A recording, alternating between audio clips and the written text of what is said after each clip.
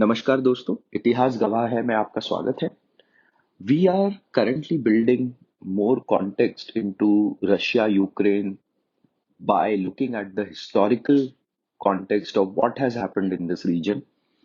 And in the last episode, we discussed how the mutual distrust between Russian communism and capitalism in the Western world, that ideological difference and the mutual distrust that was created because of that ideological difference crystallized completely in the form of Cold War.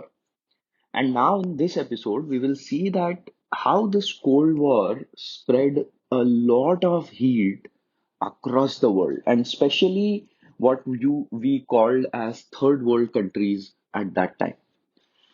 सबसे पहले समझते हैं कि ideological difference क्या है। मैंने पहले भी एपिसोड्स में बता रखा है, बट रिवाइज कर लेना अच्छा है। द आइडियोलॉजिकल डिफरेंस यही है कि communism abolishes the idea of private property and profit. Communism में everything was centralised, everything was state run, government run, and United States understood that there will be almost two-third new countries that will be added to the maps that will get independence in the coming years after World War II. And in fact, in like Harry Truman, the president at that time, created something called Truman Doctrine.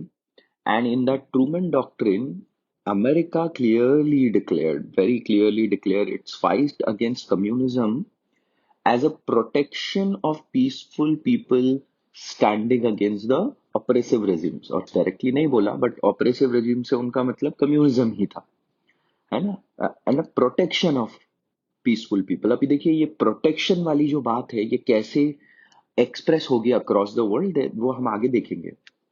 And on top of that, United states also ensured that through United Nations it created financial institution to ensure the spread of capitalistic ideas, or to rather also stop the spread of communism.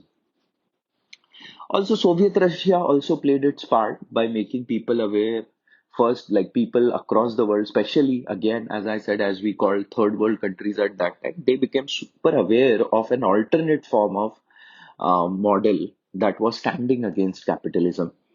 And especially countries which were colonized had colonial scars, and they also leaned more towards socialism, communism kind of ideologies.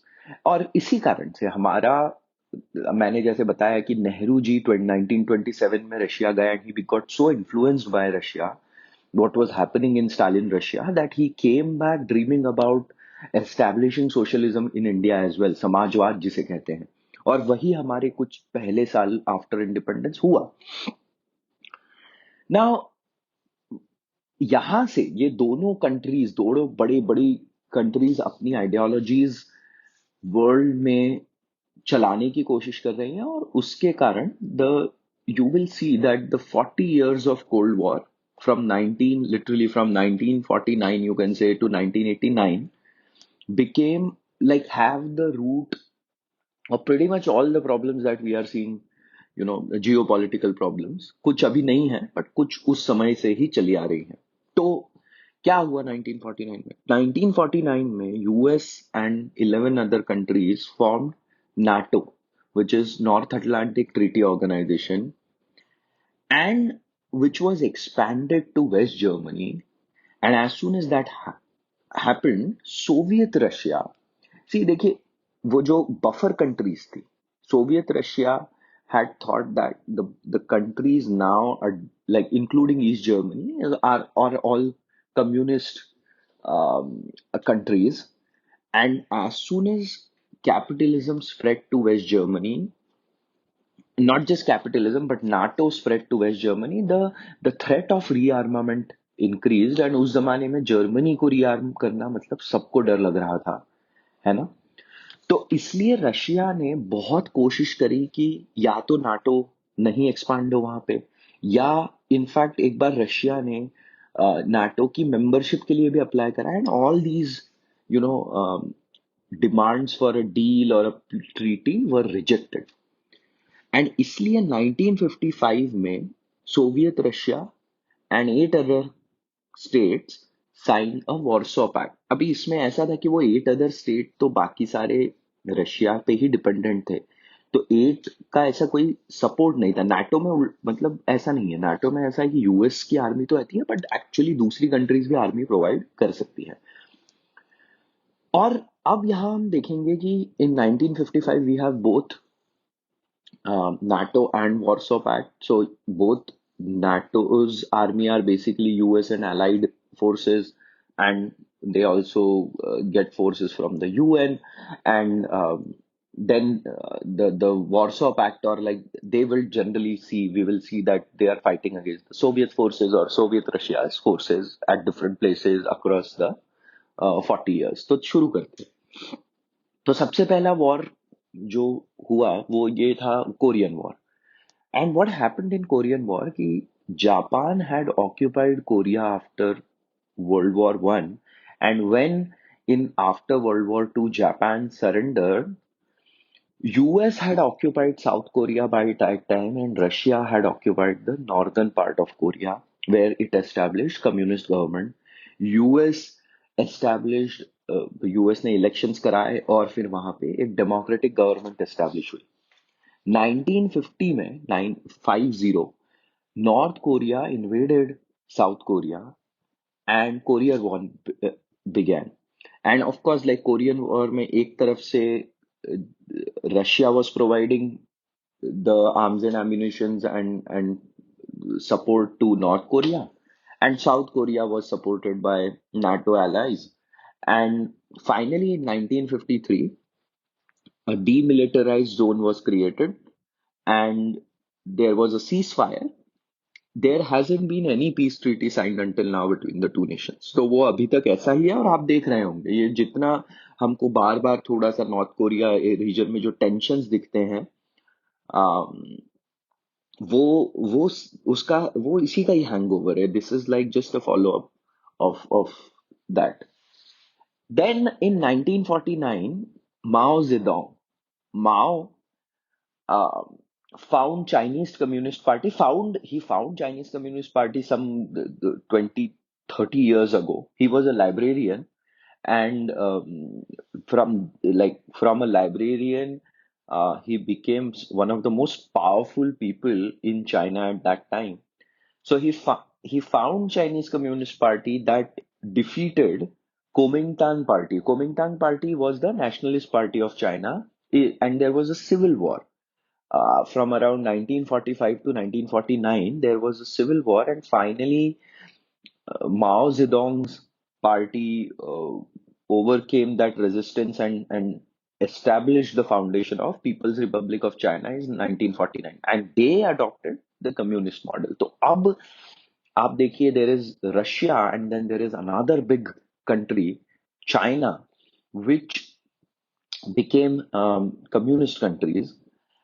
But there was another problem here also. 1949 में China was formed, and 1955 में what happens is Nikita Khrushchev, who is the Russian leader at that time, criticizes Stalin and starts talking about something called de-Stalinization, which Mao Zedong does not like at all. तो communism तो establish हो गया है दो country में, but 1955 में एक split भी शुरू हो जाता है, which that split is called Sino. China के लिए पुराने उसमें साइनो सोवियत स्प्लिट कहलाता है ये। And now there is like ideological difference, and this ideological difference of communism itself will cause competition of leadership. मतलब अब रशिया और चाइना वर्ल्ड में इसलिए compete करेंगे ना कि कौन ज्यादा कम्युनिस्ट कंट्रीज को अपना सपोर्ट दे पाता है, इस टाइप से, right. So leadership of communism also now had a competition. पहले सिर्फ रशिया था, अब रशिया और चाइना भी हो गए। Now in 1955 there was another event which was called as Vietnam War, and the same thing happened. See that as these colonies were getting independent, है ना, बस वही सब हो रहा था। जैसे north the Vietnam, after French military withdrew in 1954, US assumed the financial support of the South Vietnam. And of course, then North Vietnam was supported by Russia and China at that time. And that is what began as Vietnam War. So North Vietnam led Viet Minh, the party Viet Minh, began guerrilla wars in the South Vietnam. Or we know, like if you will read, there are a lot of documentaries, बहुत सब आप पढ़ोगे कि Vietnam proved to be the Waterloo of US, और finally वहां से US को withdraw करना पड़ा, और मतलब बहुत बहुत मेस हुआ था वहां पर, करेक्ट। अच्छा, ये वियतनाम में जो प्रॉब्लम स्टार्ट हुई ना, if you see the map, it is like Vietnam is, आप ऐसा मतलब एक लॉन्ग सॉसेज टाइप इमेजिन करेंगे तो it is wrapped around Cambodia. तो कंबोडिया का नॉर्थ इज नॉर्थ वियतनाम से शेयर्ड बाउंड्री, और south of Cambodia is South Vietnam से शेयर्ड बाउंड्री। और यही का यही जो नॉर्थ वियतनाम या वियतनाम क्राइसिस था, this also transferred to Cambodia, जहां पर फिर से एक सिविल वॉर हुआ। And that again civil war में northern Cambodia was supported by, there was this Khmer Rouge party that was supported by, again, North Vietnam, and you can say communist government, and the South Vietnam was supporting the Southern Vietnam, the king of Cambodia from Southern Vietnam. तो ये वहां पर भी अब फैल गया था। और अभी 1962 में क्या होता है, देखिए अभी हम धीरे धीरे we are progressing decade by decade. So हमने देखा 40s में कोरियन वॉर शुरू हुआ, माओ जेडोंग आए, फिर 50s में साइनो सोवियत स्प्लिट शुरू हुआ, similarly US intervention in Vietnam began. अब 62 में वहीं पे 59 में क्या हुआ कि यहाँ क्यूबा में there was a revolution and Fidel Castro established the communist government. Now, as soon as Fidel Castro established a communist government, one CIA tried to intervene and there was an invasion called Bay of Pigs. अब पढ़िएगा कभी, बे of pigs invasion होता है। अब as soon as there is an invasion, Fidel Castro gets very, very, एक तरीके से angry that there could be another invasion later on. This one was to avoid it, but there could be another invasion. So what he does, Fidel Castro requests Nikita Khrushchev to put some nuclear missile, to place some nuclear missiles in Cuba. Now, Khrushchev has a pressure because Khrushchev is thinking कि अगर हमने help नहीं किया, so Russia will help them, है ना। तो उस pressure में आके Khrushchev places some missiles in Cuba, and which are detected by a spy plane, US spy plane, and it gives birth to Cuban Missile Crisis। क्योंकि ऐसा होता है कि आई थिंक यूएस प्रेसिडेंट जो उस समय थे, जॉन एफ कैनेडी, वो रिक्वेस्ट करते हैं कि ये हमारा एरिया है। देखिए, मुनरो डॉक्ट्रिन था एक, जो पुराने एक अमेरिकन प्रेसिडेंट ने मुनरो डॉक्ट्रिन बनाया था, which was basically America telling the world that this south America ना, ये हमारा एली है, दिस इज आवर एरिया, और यहाँ पर if you intervene we will take offense as if you are intervene in the US। तो उसी Munro doctrine को पहले वापस से रिवाइव करके जॉन एफ कैनेडी ने बोला भाई हटा लो ये।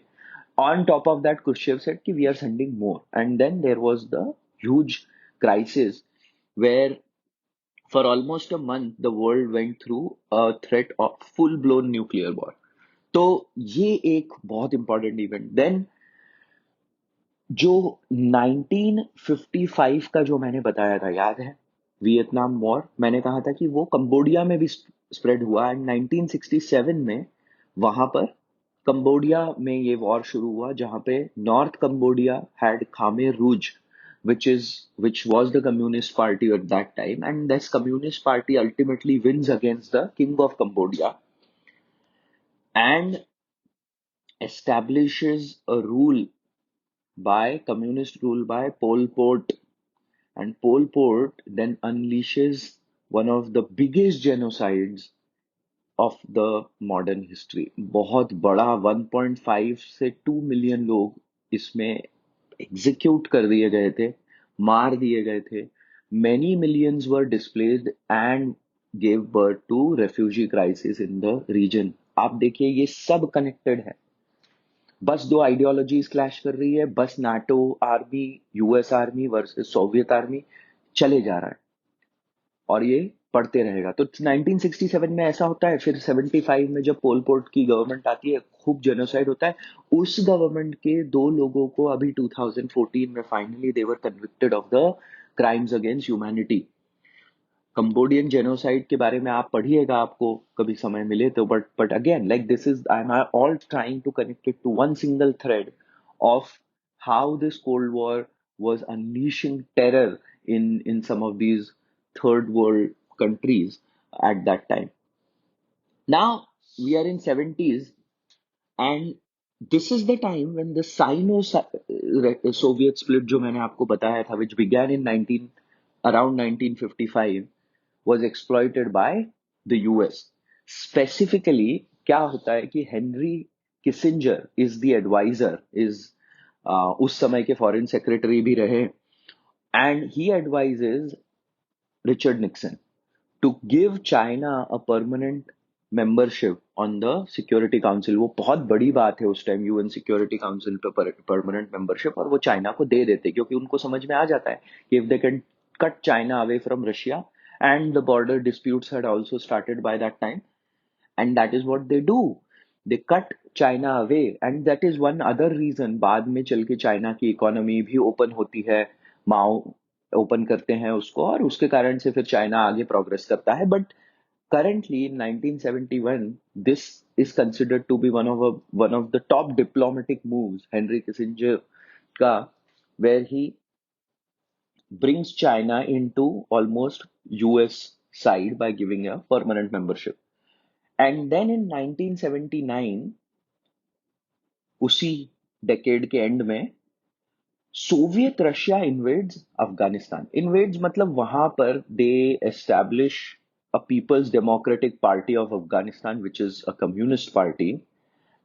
There is a coup and sour revolution, they call it. There is a coup, and Communist Democratic Party of Afghanistan is established, and now against that party, US allies and China um, support these local mujahideens to fight against this government, and they fight against this government, and this goes on for almost 10 years until 1989. um, and then 5 years later, an extremist faction from amongst these mujahideen becomes Taliban. तो अब देखिए आप, ये तालिबान के भी वहीं पे roots है। तो आप फिर से यही समझिए कि दोनों कंट्रीज अपने आइडियोलॉजिकल उसमें लड़ रही है, बहुत फाइट कर रही है, और हर जगह जाकर कुछ प्रॉब्लम्स खड़ी कर रही है। Now in this Afghanistan war, finally in 1985, Mikhail Gorbachev, who becomes um, the the chief or the leader of Russia at that time, he comes with a reforms mindset. He comes with reform mindset, and he withdraws troops from Afghanistan in 1985. He also goes on to like summits with Ronald Reagan, and works to end the Cold War and reduce the nuclear weapon threat across the world, है ना। दो concept लाते हैं Mikhail Gorbachev साहब। One is called glasnost, which is openness. So freedom of speech was one of the big things he talked about. And then the second was perestroika, which is restructuring. So he also wanted to bring economic reforms and make Russia more decentralized.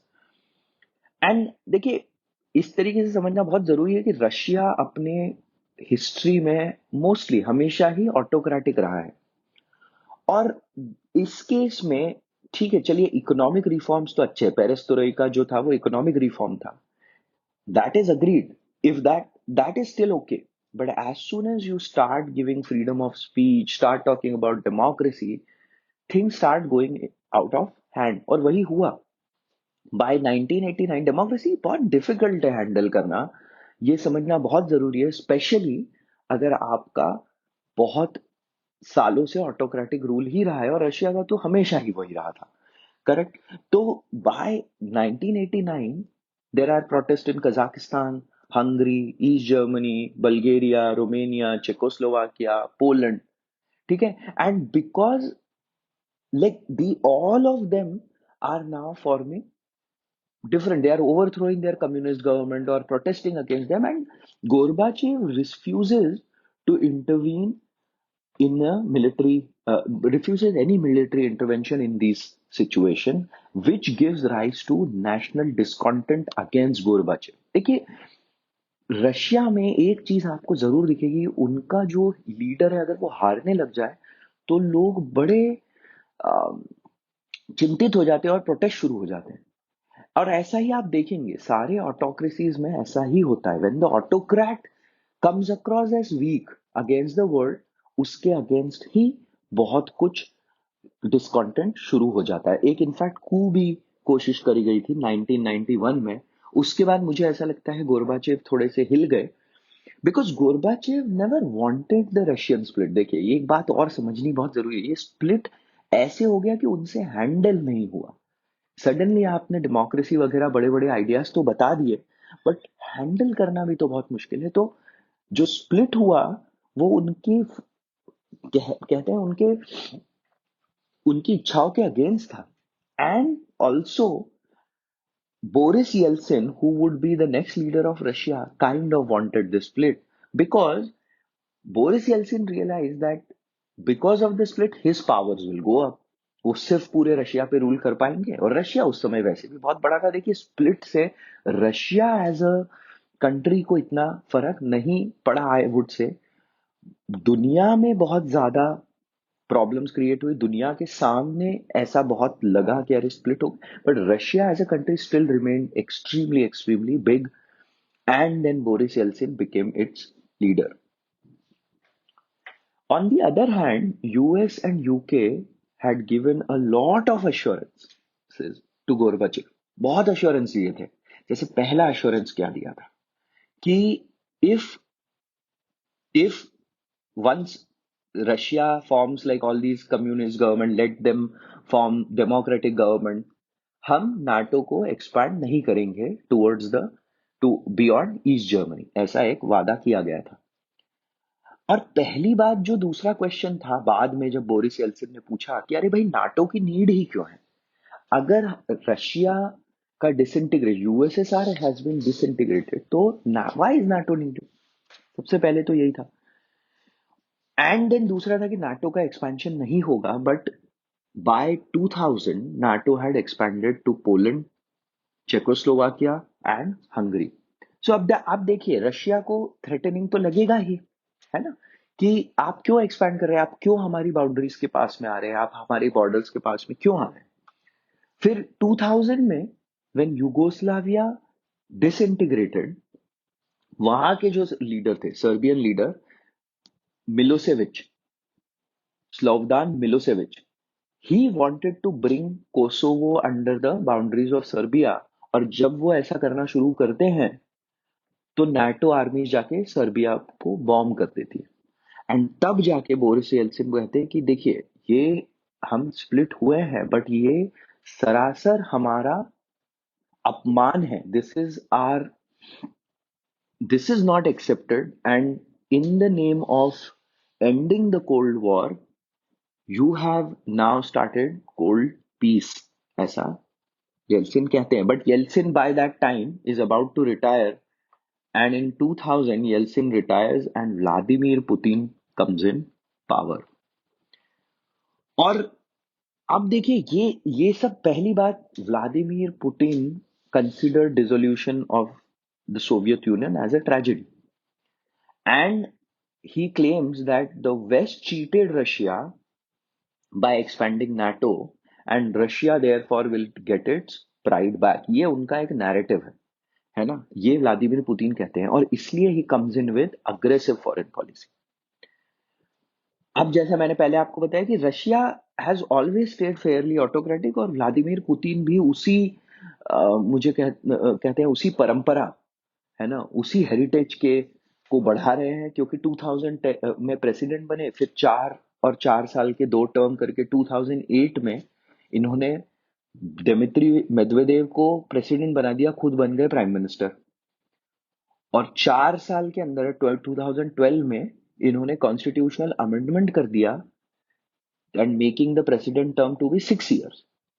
और 12 में फिर जब president बने तो 18 में जो election हुआ, basically election पे भी बहुत क्वेश्चंस हैं, बट 12 में प्रेसिडेंट बने, फिर 18 में प्रेसिडेंट बने।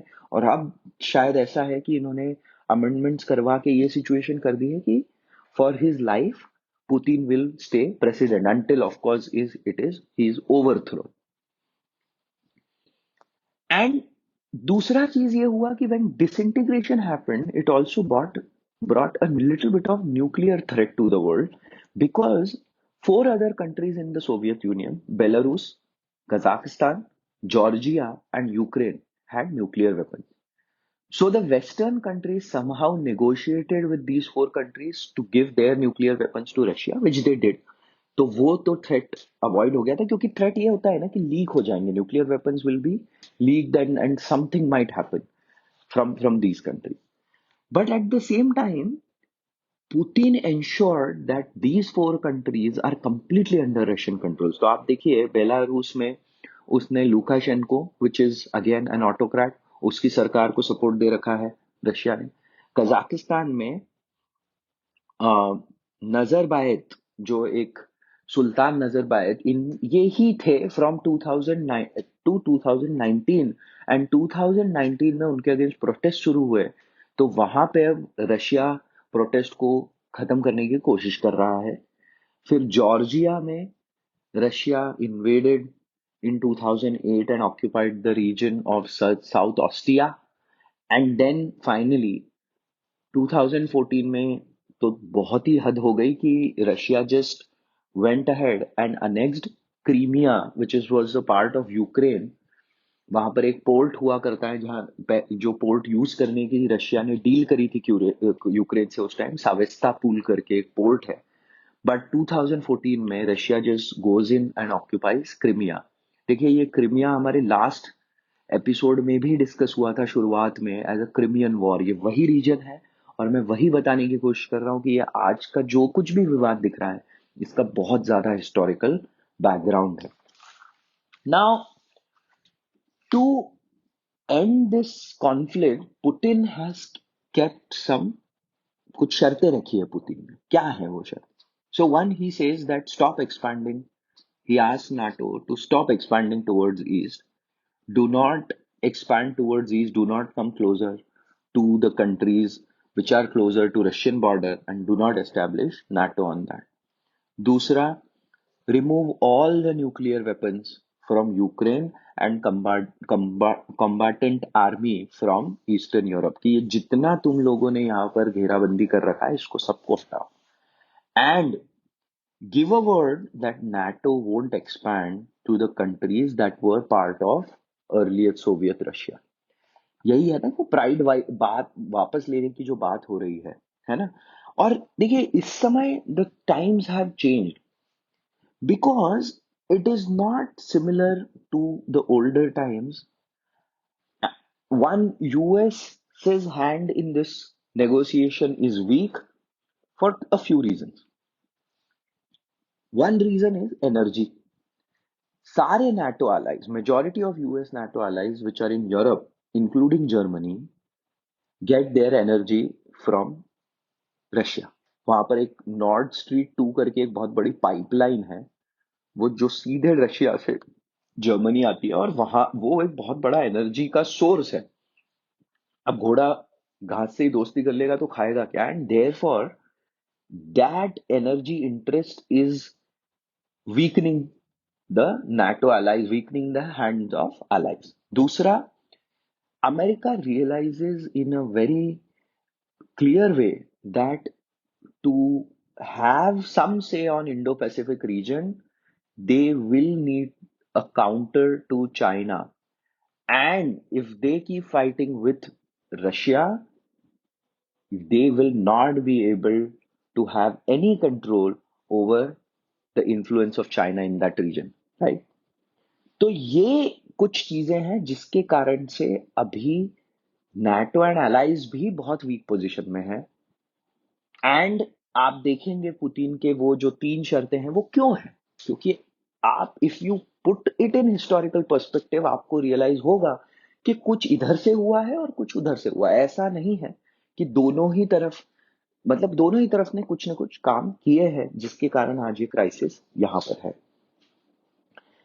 And finally, I would also want to place India in this whole context. देखिए, for longest of time, India literally, I would say, did not have much say in these kind of issue. But now, India has an extremely strong economic muscle. We are growing, and the world see us as a friendly face. A majority of world sees us as a friendly face in that region.